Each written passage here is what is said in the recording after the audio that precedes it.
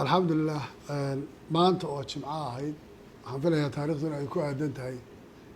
15 bisha May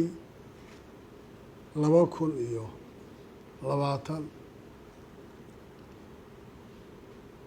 waa maalin aan isleeyahay taariikh bay ku leedahay Soomaalida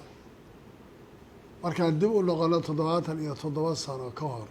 1943 maanta oo kale maalintii dhalinyaradii SYL ay ku dhawaaqeen aasaaskooda ay bilaabeen halgankaas aan filayo qof kastoo Soomaali inuu garanayo dhalinyaradaasi macnaha ay ku fadhiyeen iyo waxa ay xilligaas bilaabeen waxa uu ahaa iyadoo aan garanayno waxyaalaha maanta la haysto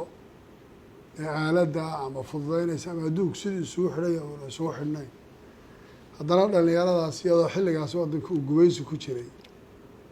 halganka ay bilaabeen oo ay ka midho dhaliyeen ilaa iyo ay gaadho 1960kii Soomaaliya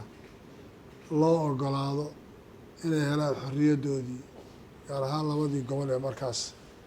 Talyaaniga iyo Ingiriisku ay kala gumaysan jireen waxaan rabaa inaan u hambaliyeeyo dhalinyarada Soomaaliyeed oo aan u sheego inay gartaan mar walba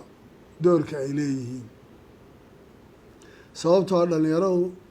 waa xoogga shacabku uu leeyahay dhalinyaradu waa dadka ka turjuma dareenka dadka dhalinyaradu waa dadka waa maskaxda hagitaanka waddanka iskale markaas sababtoo dhalinyaro ayaa mujtamac iyo ummad badbaadisa qofka odaygaa ama dadka markay duqoobaan ama ay sii yaryar yihiin waxaa laga yaabaa inay sida la rabo inay wax u qaban karayn taa waxaan rabaa inaan marka hore u hambaliyeeyo oo u tacsiyeeyo iyagoo hadda aan leeyahay ree aakhiraad bay yihiin dhalinyaradii SYL ee xilligaas usoo halgantay ee qalinka ku halgantay sidii Soomaaliya xorriyaddeeda ku qaadan lahayd inaan haddana baraarujiyo oon u sheego dhalinyarada maanta joogtaay innagoo garanayna xaaladdan soo maray iyo dhibaatadana haysata iyo mushkiladda waddanku uu soo maray iyo suu ahaa inay maanta dadka iyagu noqdaan dadkii wacyigelin lahaa ee baraarujin lahaa ee dariiqa saxda u sheegi lahaa ee kala shaqeyn lahaa ee xusi lahaa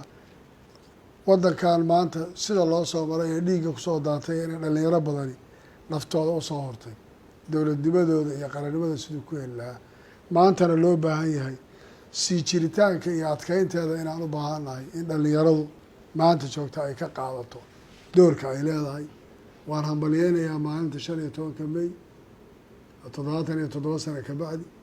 waxaana leeyahay ilaahay waxaan ka baryayaa kuwa hadda joogana in dhalinyaradaasi caqligii saliimka ay ku fakerayeen ay ku fakeraan